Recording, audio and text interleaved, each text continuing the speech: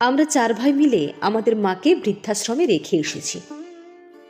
খুশি বেশ রাগ করে বলল, এখানে গর্ব করে বলার মতো কিছু নেই। আপনাদের মতো 4 ছেলে থাকতে মা বৃদ্ধাশ্রমে থাকে, সেটা আবার বড় মুখ করে বলছেন, লজ্জা করে না? হারুন সাহেব মুচকি হেসে বললেন, না, লজ্জা করে না। খুশি প্রচণ্ড ক্ষোভ ছেড়ে বলল, আপনাদের তো জনসমক্ষে গুলি করা উচিত।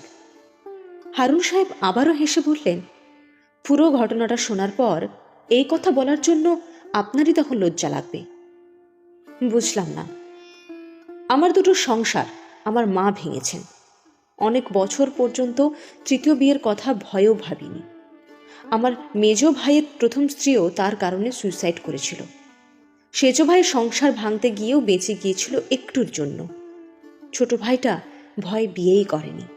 তার বয়স 30-এর অধিক। মানা মরলে সে বিয়ে করবে না বলে ভাবছে। বিস্তারিত বলা যাবে? আমার বয়স 42 বছর।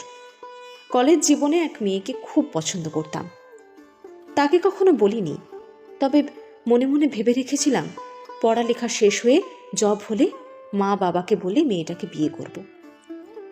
চাকরি শেষ হওয়ার পর তাদেরকে মেয়েটার কথাও বলেও ছিলাম।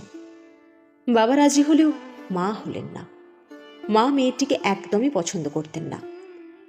তার কারণ শুনবে? হ্যাঁ, বলুন।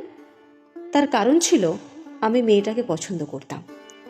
আমার মায়ের মতে আমার পছন্দ মেয়েকে বিয়ে করলে আমি মায়ের হাতছাড়া হয়ে যাব। মেয়েটা দেখতে অসম্ভব রূপবতী, গুণবতী, পরিবার ভালো। 16 গুণ সম্পন্ন মেয়ে ছিল ফুলকি। কিন্তু মা তাকে প্রচণ্ড অপছন্দ করতেন। কারণ একটাই, আমার পছন্দে মেয়ে আনলে আমি নাকি তার হাতছাড়া হব, আর বউ নাকি তার কথা শুনবে না। তবু আমি জেদ ধরলাম, বিয়ে করলেই ফুলকিকেই করব। খাওয়া দাওয়া বন্ধ করে দিলাম।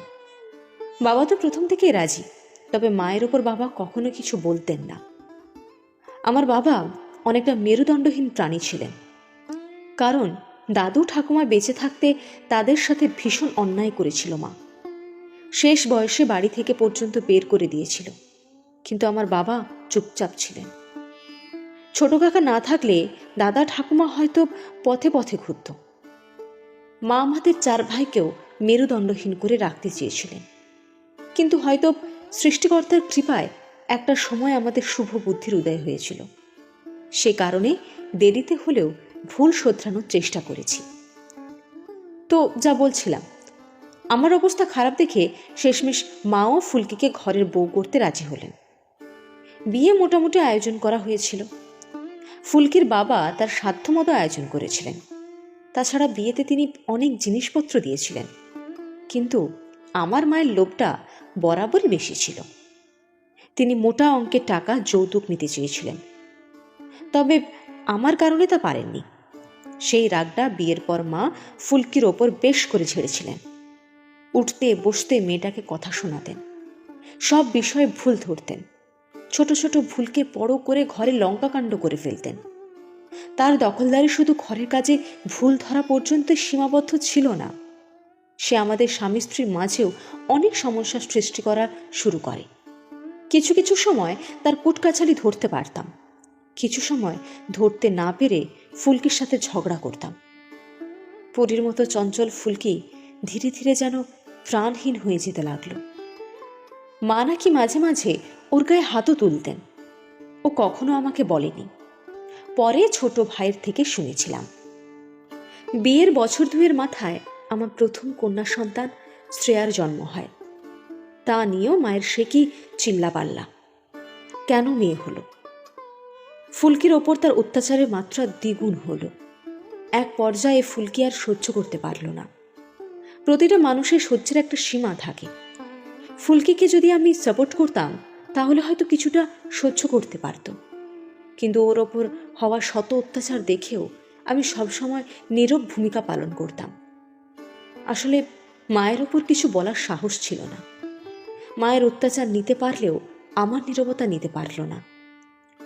3 বছরেই আমাদের সংসার ভেঙে গেল। আদালতে আমার মেয়ে শ্রেয়ার দায়িত্ব সে পেল। ডিভোর্স হওয়ার 3 মাসের মাথায় মা আমাকে তার পছন্দের মেয়েকে বিয়ে করতে বাধ্য করলেন। তার 3 মাস পর শুনলাম ফুলকিরও বিয়ে হয়েছে। আমার মেয়ে শ্রেয়াকেও নাকি ফুলকির বর আপন করে নিয়েছে। আমি আমার মেয়েকে আনতে চাইলাম। আমার মা বললেন, একসাথে দুটো আপদ বিদেয় হয়েছে, ভালো হয়েছে, ও মেয়ে এ বাড়িতে আনতে হবে না। তারপরও বাবার মন তো তাই মানছিল না। মেয়েকে আনতে ফুলকির কাছে গেলাম। ওর বর খুবই ধার্মিক মানুষ। আমি তখন ফুলকির জন্য পরপুরুষ, তো সে দেখা করতে দিল না।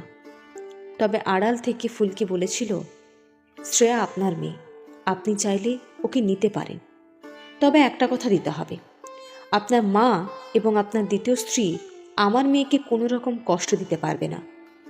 যদি সে কথা দিতে পারেন তবেই শ্রেয়াকে নিতে পারবেন। আপনি কথা দিয়ে কথা রাখতে পারেন না। এবার যদি পাকা কথা দিতে পারেন তবেই কেবল মেয়ে